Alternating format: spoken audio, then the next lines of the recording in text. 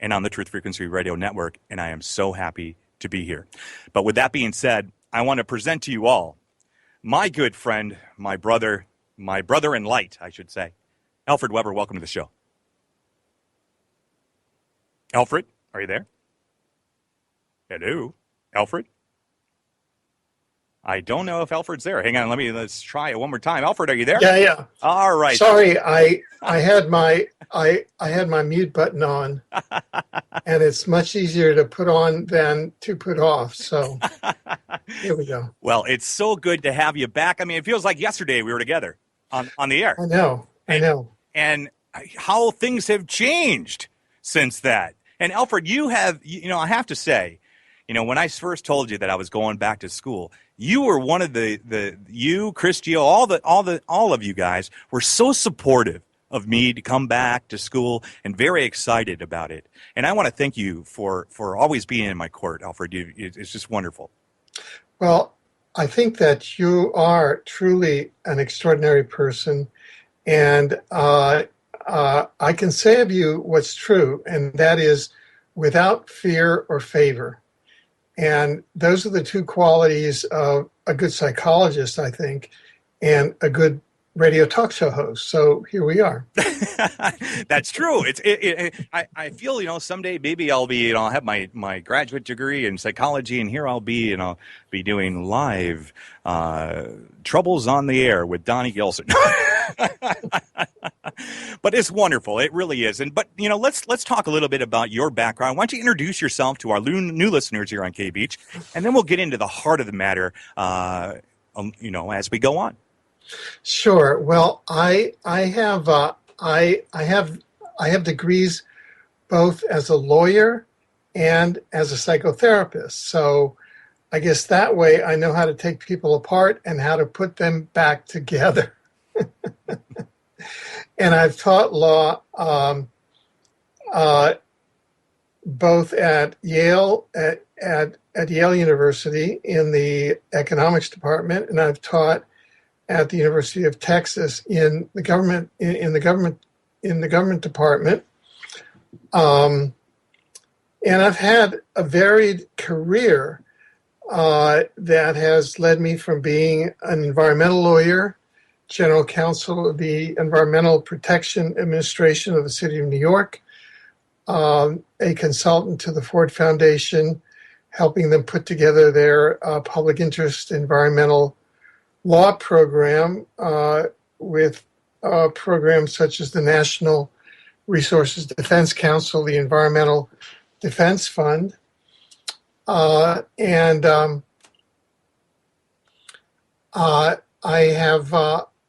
I've been a futurist at Stanford Research Institute, and I've been in areas of frontier science. I was director of the Jimmy Carter White House extraterrestrial communication study in 1977.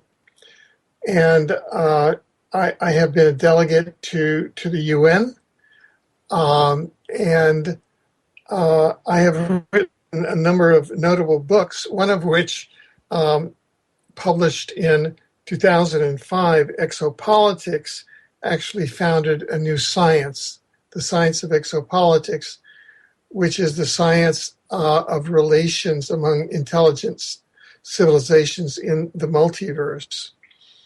And I now have a new book out called The Dimensional Ecology of the Omniverse, which goes a step beyond that. And as you mentioned, I've been a judge. And tonight, I'm actually here in a different capacity. This is, for me, a very historic moment. And Donny, you seem to pick historic moments for our shows. Well, it is kind of wild. Every time we have done shows together, something major has happened. And when we did the Ebola one, that was incredible. I mean, that was really historic because we ousted the false flag live on the air. Yes. And it was, and people were just like, wow. And it just went viral on YouTube and the whole 9 yards. And, I was excited. You were excited. And we were feeling this goodness. And, now here's another historic moment for you and I. And I'm just so excited to get into the heart of the matter of all this stuff here. Well, I come to you and to your audience as the sitting judge, as a sitting judge, one of two sitting judges of the 9/11 War Crimes Tribunal. And your listeners can go to our website. We're a citizens tribunal of conscience in good standing. We're at 911 warcrimestribunal.org. We're on the internet. My fellow judge is the Honorable Constance Fogel, Connie Fogel. She's a lawyer of some note here in Canada. Mm-hmm. And we have been, we've adjudicated and heard up to 25 witnesses. We're now, in fact, on September 8th, just a few days ago, one of our witnesses, Dean Hartwell, asked us a question. We have a group on Facebook called 9/11 War Crimes Tribunal, which any member of the public is invited to join. Mm-hmm. And Dean Hartwell asked, and I'll just read it here, "Hi, Alfred, is there any update about the 9/11 War Crimes Tribunal?" And this is how I answered him. "Dean, hi, thank you. The tribunal is still adjourned sine die, without a return date. Professor Jim Fetzer and I had an amicable meeting at the Free Your Mind conference last year in Philadelphia.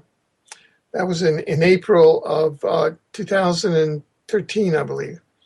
The tribunal could be brought back into session upon motion of the witnesses, prosecutors, or judges. Alfred."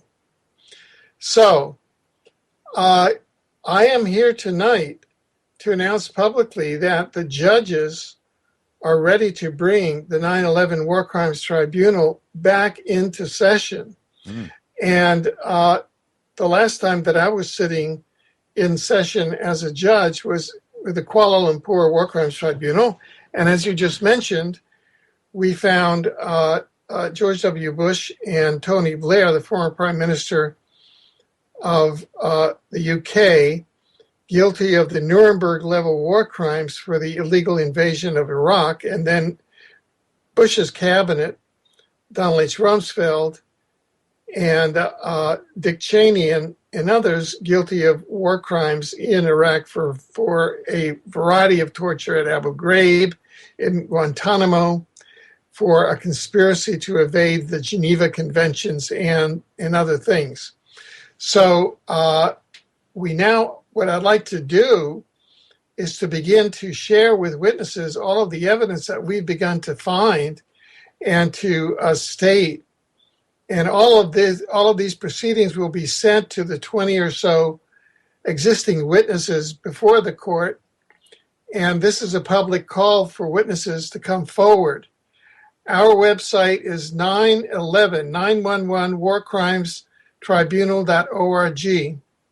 And prospective witnesses who would like to appear before the tribunal can write to us at tribunal@911warcrimestribunal.org. That's tribunal 911warcrimestribunal.org. Now, I'd like to just give you a kind of a bird's eye view, because this is, in essence, the first time that all of this has been heard in public. Mm-hmm.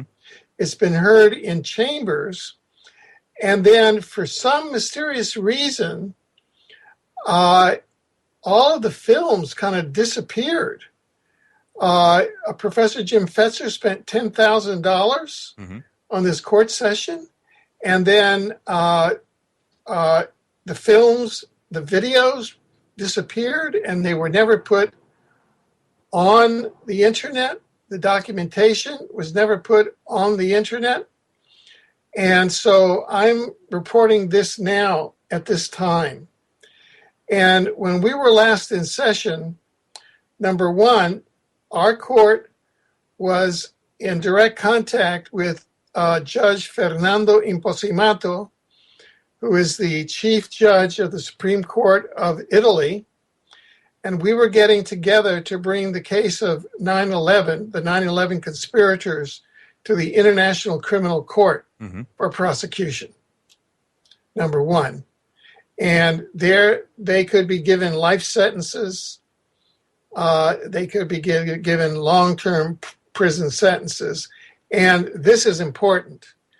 And you'll find out in just a second. And I know that many of your students are pre-law or are law students, and they'll understand the question of jurisdiction. And we had solved the question of getting jurisdiction of the ICC together with the chief judge of the Supreme Court of Italy. Well, why don't we do this? We got about a minute before we go into break here. So what we'll do is we'll touch on these subjects at the bottom of the hour here. Guys and gals, you're listening to the Truth Frequency Radio Network. You're also listening to KBeach at kbeach.org, California State University in Long Beach, Los Angeles. Tonight, my guest is Alfred Webre. We are talking in regards to the 9/11 truth on this beautiful, somber day. It was a beautiful day in Southern California here. We are going to be back here at about 2.5 minutes. Stick around. We got some little commercial break that we need to do here on Truth Frequency as we simulcast live from Long Beach, California. This is Donny Gillson, the brand new show, 32 Degrees of Insanity, right here on KBeach. We are here every Thursday night. We start at 9 o'clock, and we go all the way till 11. So stick around. We got a lot of important things to cover. We're going to be on here until about 11 o'clock or so. So stick around. We'll be right back.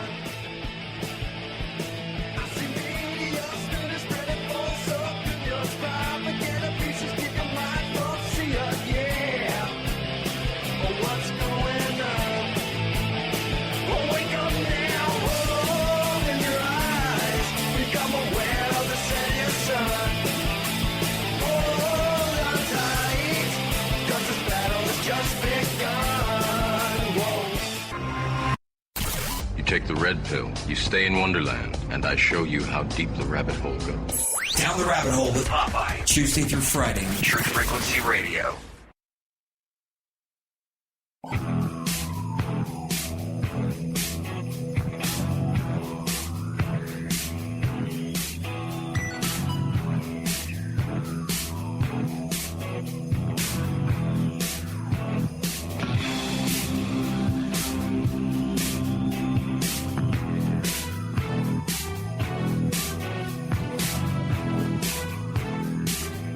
Oh, yeah, guys and gals, we are back. It's 9:30, 9:31 on the dot, 9/11, 2014. 13 years ago on this very day, we had a very, very tragic thing happen in the United States. When I think about it, it really even sends chills down my spine because we lost a lot of people on that day. A lot of good people. But did we have what we call, was this 9/11, was it actually terrorists that took down these buildings like we were told? And another building, one that a lot of people don't even know about, a building called Building 7, imploded on itself just due to a fire on, I think, the 8th floor of the building. But a lot of people don't know what was in that building. That building itself held a lot of gold, for one, had the CIA offices, the FBI, and several other defense offices within that building. Oddly enough, that building went down, and it looked like what they called a controlled demolition. A lot of conspiracies have followed through on 9/11. A lot of things have been said over the last 13 years. We've seen the 9/11 report. We have heard George Walker Bush say that mission was accomplished when he went out to attack Iraq in regards to retaliation of weapons of mass destruction that were never found, and retaliation of Al-Qaeda. And Osama bin Laden finally caught and captured by Barack Obama just a few years ago. But what we saw, was it in fact maybe a hologram? Was it in fact an inside job by the United States government? Was it an inside job by possibly a worldwide government? Or was it really terrorists that took down those towers. These are the things we're going to talk about tonight here on 32 Degrees of Insanity. My name is